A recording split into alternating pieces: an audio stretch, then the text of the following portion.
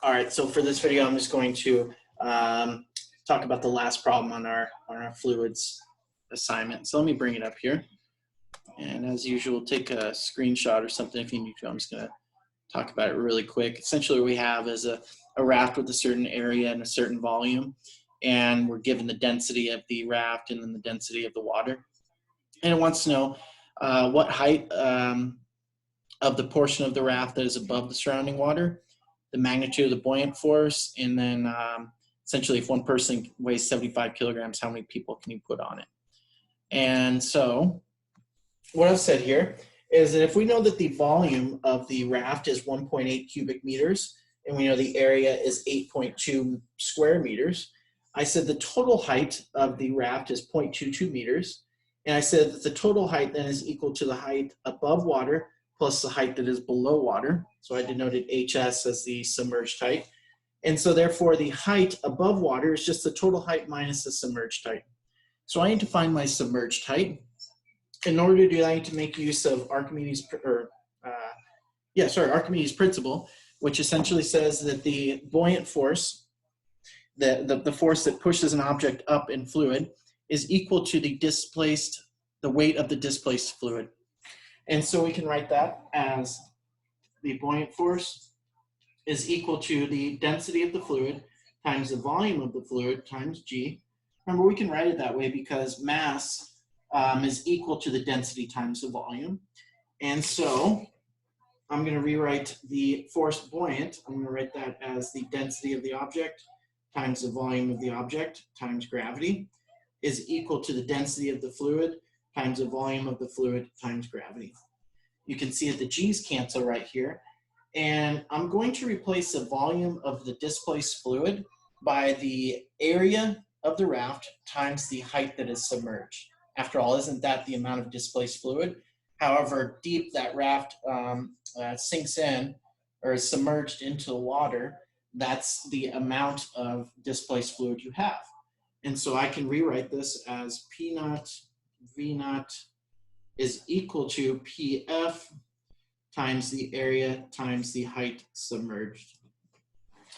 All right, I know what the area is. I know that's 8.2 square meters.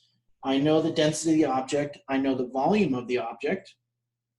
And so let's just put in the values and see what we get. The density is 650 kilograms per cubic meter. The volume is 1.8 meters cubed, and the density of the fluid is 1,000, and then the area is 8.2, and then we have the height submerged. If you solve for that height, you should get 0.13, so that the height that is submerged is 0.13 meters, or 0.143, sorry, and then you subtract that from the total height, and you should find that the height that's above water is equal to 0.077 meters. That's the height that's above water. All right, and so the next part of the problem wants to know what the buoyant force is. Remember, the buoyant force is simply equal to the weight of the displaced fluid times, or just the weight of the displaced fluid. And so this is equal to 1,000 times the volume of the displaced fluid. What is that volume? Well, it's the area of the raft times the volume, or times the height of the submerged part of the raft. And so this is area times the height that is submerged times G. And so that's equal to 1,000 times the area of 8.2 times the volume that is submerged at 0.143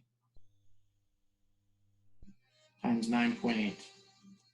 And so if I type all that into my calculator, so I have 1,000 times 8.2 times 0.143 times, oh, and I just realized I did something wrong. So 0.143, no, that's correct. So 8.2 times 0.143, that is the height that is submerged, 0.143. Okay, so let me do that one more time. So 1,000 times 8.2 times 0.143 times 9.8. And so that's equal to roughly 11,500 newtons. And it points up, and the reason buoyant forces point up is because if you were to imagine an object submerged in a fluid like this, the pressure does come in from all sides, but the pressure on the bottom is greatest because pressure depends on depth. And so therefore, overall, your buoyant force is going to point up because your pressure is greatest or is greater as you go to farther and farther depths. And so therefore, overall, your force is always going to point up. All right, and the next part wants to know how many people can you fit on this raft?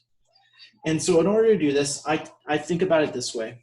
I think that the raft, due to its weight, is already submerged a little bit.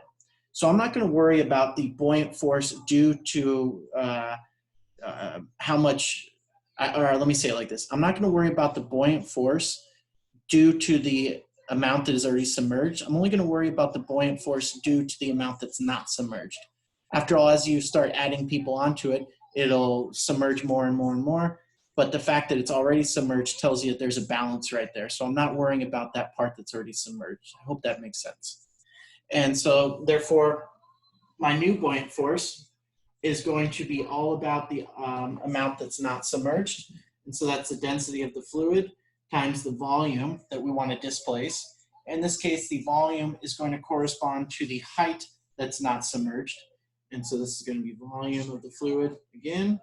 And this is equal to 1,000 times the area of 8.2 times the height of 0.077 times 9.8. And let's see what I get there. Again, I hope it makes sense why I'm using the height that's not submerged instead of the height that is submerged. And so that's 1,000 times 8.2 times 0.077 times 9.8. I get 6,187. And so my buoyant force that I can sort of make use of, because my buoyant forces are, the other buoyant force is already due to the weight of the raft. This is due to what you can add to it. Think of it as sort of the leftover buoyant force that you can make use of before or while it's still floating. And so this is equal to 6,187 newtons. I'm going to divide that by the weight of one person to see how many people I can put on it, divided by 750, and this is equal to 8.2. In other words, I can fit at least 8 people on the raft before it starts to sink. And again, I'm using the volume that's not submerged because that's the sort of leftover buoyant force that you could make use of that's not being used by the weight of the raft. All right, so that's our fluids assignment.